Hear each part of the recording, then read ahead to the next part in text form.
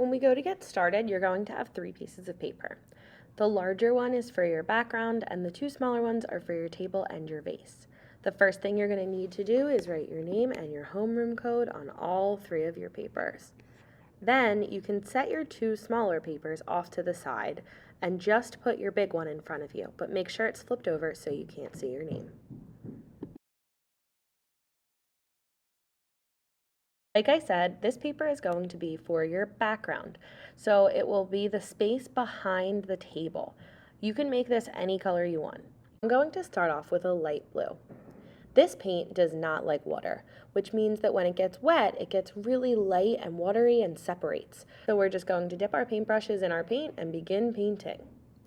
Only get a little bit at a time. You can always dip back in to get more. Just try really hard to not get any paint on the metal part of your paintbrush because it will be really hard to clean off and it will just be wasted since it won't really ever touch the paper. You can fill your page up the best you can.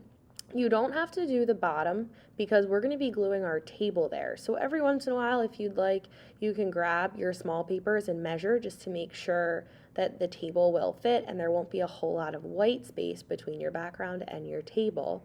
Or you can just go a little bit past halfway since our table paper is about halfway up our larger paper. I'm doing it blue and then I'm going to wash my brush. The only time we'll use water for this project is when we're changing colors. So you will hold onto your water cup, take your paintbrush, and you need to paint the bottom of the cup until all the paint is off of it. Then take your brush and scrape the sides to get the extra water out. We don't want to tap it like woodpeckers. We'll scrape the sides and then make sure you dry your brush really good on your paper towel. You might have to paint it in a few different spots, but once your painting looks dry on your paper towel, you can move on to a new color. My paints here weren't very liquidy. They were kind of dried up, so when I dipped in my next color, there wasn't a lot that came out. But if you'd like to create the same effect that I'm creating on my work, you will just get a small bit of paint on the tip of your paintbrush. This technique, when we only get a little bit and scrape it over top of other paint, is called dry brush.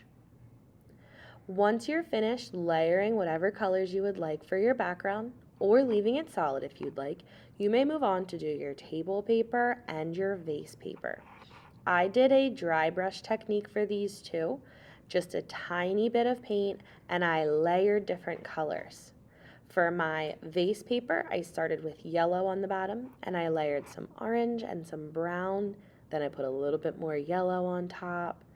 Then for my table paper, I started with a little bit of black and left some white spaces underneath.